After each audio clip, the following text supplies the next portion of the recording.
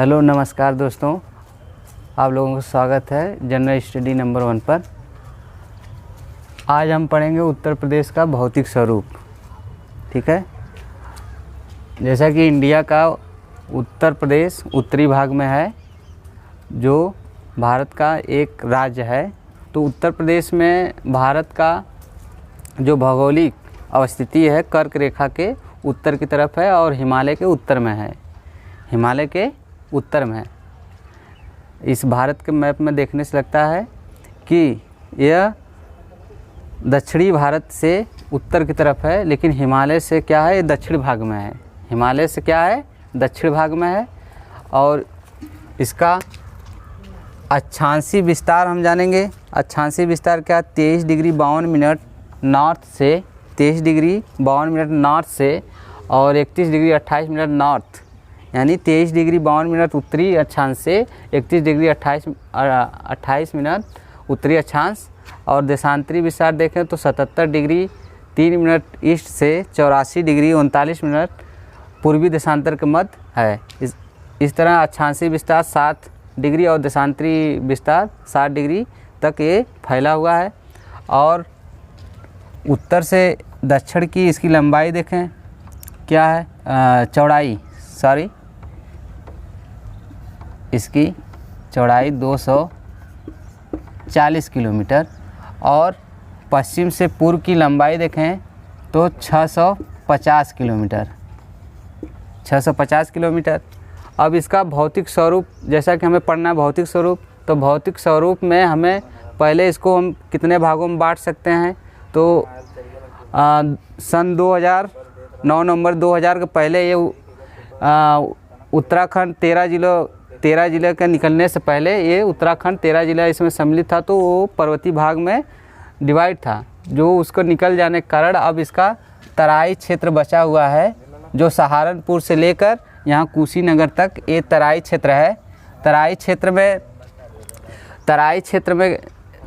में जो महीन भावर का जो पहाड़ी क्षेत्र का जो मिट्टी आती है वो दलदली भाग है। और बीच में जो है कंकड़ पत्थर से लगा हुआ जो है भावर का मैदान है।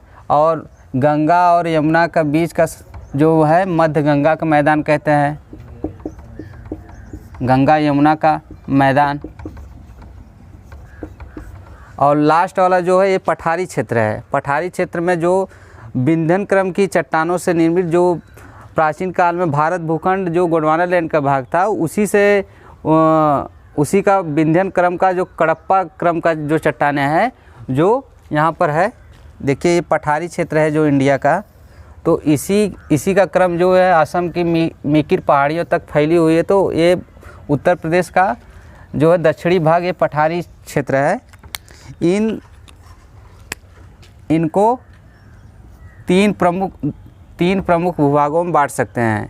एक अवशिष्ट पहाड़ियाँ जो प्राचीन है और एक बघेलखंड का पठार, एक बुंदेलखंड का पठार, जिसमें से प्रायद्वीपीय नदियाँ यमुना की दाएं तरफ से आकर मिलती हैं और यहीं से सोन और कर्मनाशा नदियाँ निकलती हैं, जो सोनभद्र से बिहार में प्रवेश करती हैं। और यहाँ पर अपनी विशाल कटाव के कारण ये मार्ग परिवर्तन के लिए जानी जाती हैं। मार्ग परिवर्तन के कारण जानी जाती है, जिससे विशाल भूसंकलन और बाढ़ की जो है निर्माण करती हैं। जहाँ पर देखें, यहाँ पर ललितपुर जो ज़िला है, यहाँ पर यूपी का ललितपुर ज़िला, तो ललितपुर मध्य प्रदेश के 3 तरफ से घिरा हुआ। ये प्राचीन काल में जो दरारी उद्भेदन कारण जो मलबा हुआ था, ज्वालामुखी उद्भेदन कारण, ये अर्कियन क्रम की चट्टानें यहाँ विशाल काल में मिलती है, जो यूरेनियम के लिए प्रसिद्ध है। और सोनभद्र के देखा जाए तो यहाँ सोनभद्र के लिए गोंडवाना क्रम की चट्टानें जो प्री कैम्ब्रियन में कोयला निक्षेप जो पाया गया है, तो यहाँ पर घनी वनस्पतियाँ थीं, क्योंकि ये कर्क रेखा के नज़दीक में है। तो यहाँ पर उष्णकटिबंधीय जो थी ट्रॉपिकल रीजन था, तो फॉरेस्ट अधिक वनस्पतियों के, फिर उसके बाद पृथ्वी की चट्टानों में विवर्तनिक कारण होने के कारण और चट्टानों का निमज्जन हुआ, तो उसके बाद परत दर परत चढ़ते गए तो और वनस्पतियों का कोयला का निर्माण हुआ। तो ये क्षेत्र उत्तर प्रदेश में ये भी खनिज संपदा के दृष्टि से, मिनरल के दृष्टि से बहुत ही इम्पोर्टेंट है। और अगर देखा जाए पूर्वी बिंदु, तो पूर्वी बिंदु में जो गंगा का मैदान का है, बहुत ही अन्न के उत्पादन दृष्टि से बलिया जो है पूर्व में है, जो अंतिम छोर है उत्तर प्रदेश का। तो यहाँ पर मैदानी क्षेत्र में धान की फसल के लिए बहुत ही इम्पोर्टेंट है, इसलिए इसकी जलवायु उष्णार्ध जलवायु है। उष्णार्ध जलवायु में जो अच्छी धान और गन्ने की फसल के लिए प्रथम स्थान पर रखता है। इसी कारण ये उत्तर प्रदेश में इसका उत्पादन अधिक होता है। दूसरा देखें इसका सीमांकन, तो उत्तर में हिमालय है, और देश की बात करें तो नेपाल देश है, और पूर्व में पूर्वी बिहार और ये झारखंड और सोनभद्र एक डिस्ट्रिक्ट ऐसा है जहाँ पर झारखंड और बिहार, छत्तीसगढ़ और मध्य प्रदेश 4 राज्यों की सीमांकन होती है, जो एकमात्र ज़िला है जो 4 राज्यों को स्पर्श करता है। अगर देखा जाए तो कम जिलों का बॉर्डर बनाता है या सीमांकन करता है वो ललितपुर है। सिर्फ ये झांसी से ही सीमांकन होता है। सब उत्तर प्रदेश का ही नहीं, भारत का ही एकमात्र ऐसा ज़िला है जो सिर्फ एक ज़िला से ही सीमांकन करता है अपने राज्य की दृष्टि से। और पश्चिम में देखा जाए तो यहाँ पर कैपिटल रीजन है, NCR से लगता हुआ गौतम बुद्ध नगर और गाज़ियाबाद, दिल्ली का उत्तर प्रदेश से सीमांकन करता है। और वैसे तो देखें NCR में 7 डिस्ट्रिक्ट हैं, लेकिन दो से ही इसका सीमांकन होता है, गाज़ियाबाद और गौतम बुद्ध नगर, जिसे नोएडा कहते हैं। और फिर उसके बाद उसके दक्षिण में चले जाए तो राजस्थान जो मथुरा और आगरा से सीमांकन होता है। और ये सीमांकन के बाद अगर और भी नीचे चले जाए तो और भी नीचे चले जाए तो ये मध्य प्रदेश का ही 11 डिस्ट्रिक्ट से सबसे अधिक सीमांकन करता है। कितने? 11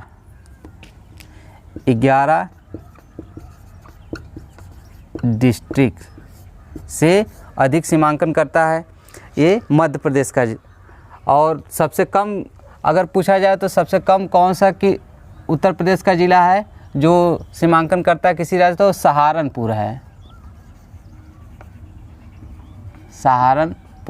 सहारनपुर सबसे कम, यानी कि एक ही राज्य है जो एक ही ज़िला है जो हिमाचल प्रदेश और उत्तराखंड से 2 राज्यों से स्पर्श करता है सीमा। अगर देश की बात की जाए तो नेपाल देश एक देश से उत्तर में स्पर्श करता है, जो तराई बेल्ट में सहारनपुर से लेकर कुशीनगर तक तराई बेल्ट का रीजन है। और तराई बेल्ट से ही नेपाल का सीमांकन होता है। और मध्य में देखा जाए तो मध्य में क्या है, गंगा यमुना का अवसादों से लाया गया, जो प्राचीन काल में खड्ड थे उसे गंगा यमुना के अवसादों से जमा हुआ ये मैदान है। गंगा दक्षिण में यमुना नदी इलाहाबाद में जो संगम कर, और यहाँ पर गंगा नदी बिजनौर में प्रवेश करती है उत्तर प्रदेश में, आकर इलाहाबाद में संगम बनाती है, जो इसके बीच में एक दोआब का क्षेत्र निर्मित होता है, जो बहुत ही अच्छा मैदान है। यानी 2 नदियों के बीच के क्षेत्र को दोआब कहते हैं। तो वो एक बहुत उपजाऊ भूमि है और इसका निर्माण होता है मैदानी क्षेत्र का।